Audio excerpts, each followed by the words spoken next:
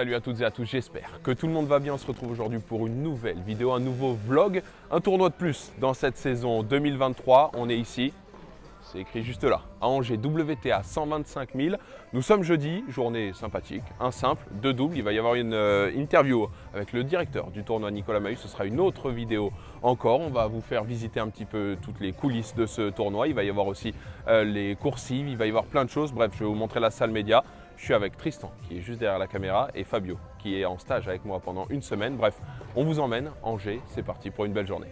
Petit passage par le VIP, très rapide, mais honnêtement, c'est l'un des plus beaux VIP que j'ai vu, surtout pour un WTA 125. Tout était dans une même ambiance, quelques pièces modernes, art déco, et puis franchement, plein de petites zones, plein de petits restos, comme vous le voyez sur la gauche, où les gens pouvaient également manger. On se retrouve dans les coursives interview pour une vidéo qui sortira jeudi avec le directeur du tournoi, Nicolas Mahut. Je vous mets un extrait et nous on se retrouve juste après pour aller voir le premier simple de la journée.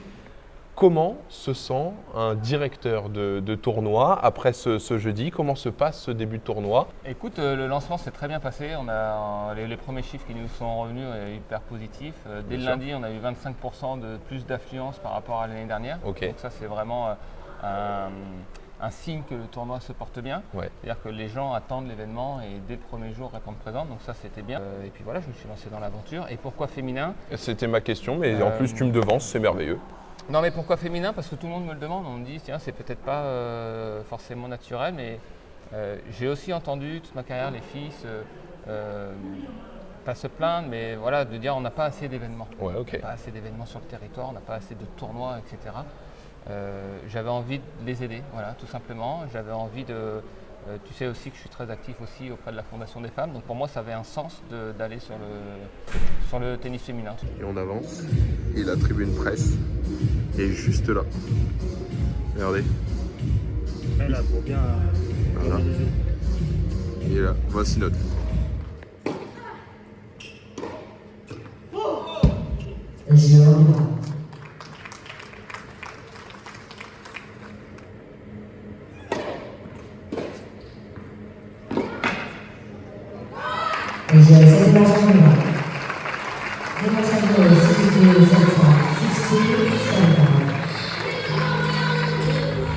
En mode journaliste bord terrain, fin du match de Andreeva contre MeToo, c'était pas dingue. Voilà, on va pas se cacher, c'était pas extraordinaire comme jeu. Une Andreeva qui a crié dans tous les sens, même les gens rigolaient tellement ça en était risible à la fin.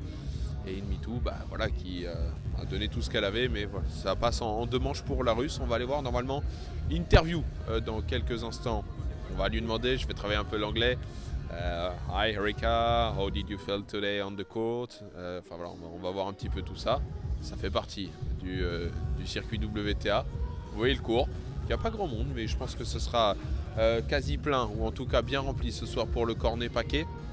On ne sera pas là, on doit aller prendre le train pour rentrer à l'heure à Paris, puisque y a un peu de trajet. Mais voilà, on va aller voir.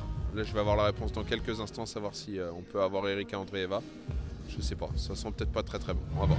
C'est parti, deuxième match de la journée, un double. Ça va envoyer, on a deux doubles, un pas avant 13h30, il est 13h30, on est à l'heure. Et ensuite, il y en aura un pas avant 15h là-bas, derrière la chaise d'arbitre que vous ne voyez pas, Elsa Jacquemot, la seule représentante tricolore de cette session aujourd'hui. Et on se retrouve à l'intérieur de cette Arena Loire. On est dans les coursives, on se trouve un peu là où il y a la buvette, il y a les manches debout qui sont là, l'écran géant avec Elsa Jacquemot qui vient de prendre la première manche en double aux côtés de Serban. On va aller visiter un petit peu tout ça ensemble. Regardez, ici, si on regarde, il y a la buvette avec des vins chauds. Ça sent bon le vin chaud en ce moment. À 4 €, les sandwichs sont entre 5 et 6,50. Les desserts, 3, 4, 4,50. Les panini également à 6,50 et les formules, ça tourne entre 9 et 11 €. Voilà, il y a de quoi faire. En ce qui concerne, bien évidemment, puisqu'à chaque fois, on le dit, les coca sont à 3,50. C'est un peu notre valeur de référence. Les coca. Quand on continue, on a ici le stand Dunlop qui est partenaire officiel du tournoi avec les cordages dessus. Voilà, on les voit. Il y a les maxi balls. Les tribunes sont juste ici. Regardez, on monte puisque pour aller aux tribunes, il faut directement monter. Donc voilà, ça vous montre un petit peu. Ici, on est au rez-de-chaussée. C'est une arena Donc il y a énormément de monde. Je suis au regret. Je suis au regret de vous dire qu'on a raté et Soprano et Christophe Maé. Voilà, c'est comme ça, on les a ratés. Malheureusement, on ne rate pas déjà le WTA 125 et ça, c'est pas mal. Quand on continue, il y a pas mal de choses derrière. Il y a des gaufres, il y a des gelatos, il y a pas mal de choses, vous les voyez. Et il y a aussi quelque chose que je n'avais jamais vu. Alors là, c'est les ramasseurs qui jouent dessus, mais c'est une table de ping-pong incurvée. Voilà, regardez, voilà, on prend, on tape et après on rebalance la balle. C'est novateur. Je vous avoue que je ne connaissais pas le tout. C'est un petit peu ce qui s'y passe. Regardez, ils vont jouer, hop, on prend, on tape et voilà. Hop.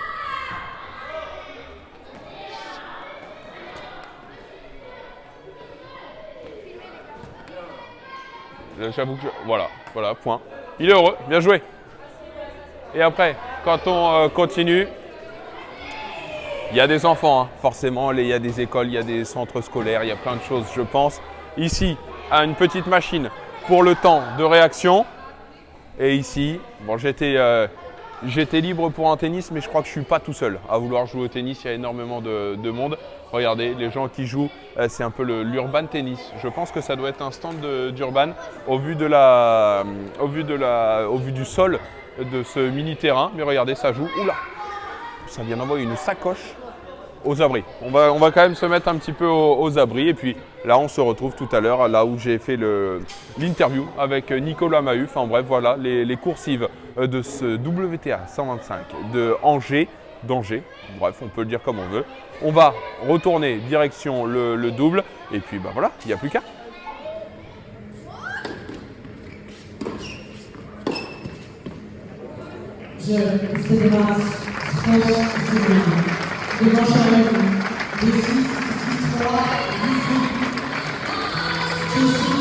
Non, pas forcément, j'ai juste envie de bien faire forcément. Comme mes parents habitent juste à côté, on a envie d'aller le plus loin possible. Ça donne un peu cette extra motivation qu'on n'a pas forcément sur les tournois à l'étranger, etc. Donc c'est très différent de dormir dans son lit, etc. Mais c'est plutôt sympa.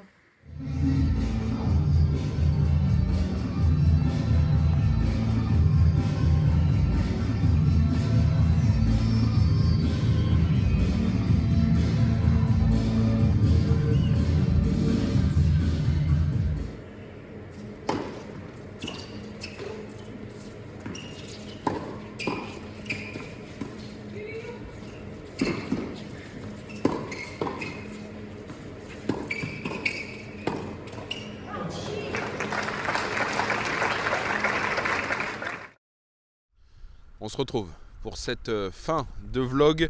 Dites-vous qu'il pleut, il fait en plus super froid. Pour faire mon manteau, j'ai dû enlever mon attel. Enfin bref, rien ne va. Bref, fin de cette journée ici au WTA 125 d'Angers. Une journée relativement particulière. L'Arena Loire, très belle salle. À ce niveau-là, rien à dire. Malheureusement, les gens à l'intérieur un peu timides, il n'y avait pas énormément d'ambiance, loin de là. En ce qui concerne, nous, les activités qu'on a réalisées dedans, l'interview avec Nicolas Mahut qui sera disponible jeudi 19h était top. Je le remercie encore une fois pour sa disponibilité, sa gentillesse, sa bienveillance. Et également, il a été au top, peut-être un jour, un entraînement avec lui sur retour sur sa carrière, sur toutes ces choses-là. On a encore plein de choses à se dire. En ce qui concerne la programmation, malheureusement un simple entre deux étrangères et puis deux doubles. On a tout raté de ce cornet paquet qui aura lieu à 18h. Bref. Malheureusement, pas de chance en termes de programmation. Et puis voilà. Vous savez quoi? Je vous dis tout. Je vous dis tout. Et en plus, il y a quelque chose que j'ai pas apprécié, c'est le fait de ne pas être accueilli comme un journaliste. Alors, pas que je le suis. Oui, tennis reporter, c'est sur les réseaux sociaux, etc. Mais tout à l'heure dans le vlog, par exemple, quand je vous l'ai dit, j'ai demandé Erika Andreeva et on m'a dit oh bah comme il n'y a pas de journalistes qui l'ont demandé, je la laisse tranquille.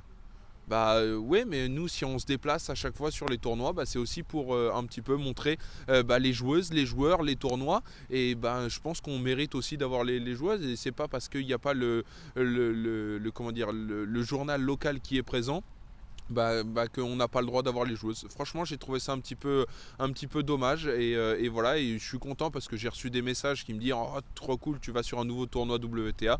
Oui, mais quand j'y vais, j'aimerais qu'on puisse avoir au moins des accès. C'est comme on n'a pas eu accès au VIP, on y est passé très rapidement, mais on n'a pas pu vous montrer ce qui se passait à l'intérieur, on n'a pas pu vous montrer les prix. Voilà, le but c'est de rentrer en immersion et le but c'est que les tournois jouent le jeu avec nous. Et là, ils l'ont joué, je dirais qu'à moitié aujourd'hui pour ne pas être plus dur. Bref, Angers, c'est fait, tournoi coché, 33e tournoi quand on prend circuits principaux et secondaires. On passe à autre chose. Place maintenant, je pense, à l'Open de Caen. On se retrouve tout de même jeudi pour la vidéo avec Nicolas Mahut. Prenez soin de vous, n'oubliez pas de s'abonner. On n'oublie pas de liker la vidéo et on se voit très très vite. Je peux pas le faire, mais je le fais de bas. Ciao, bye.